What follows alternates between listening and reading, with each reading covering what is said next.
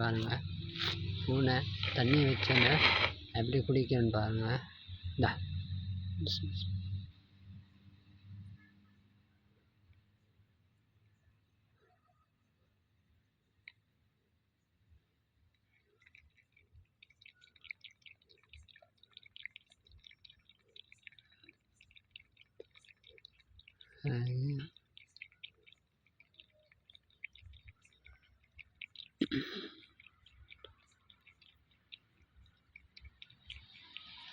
எவ்வளோ நேரம் தண்ணி குடிக்குது.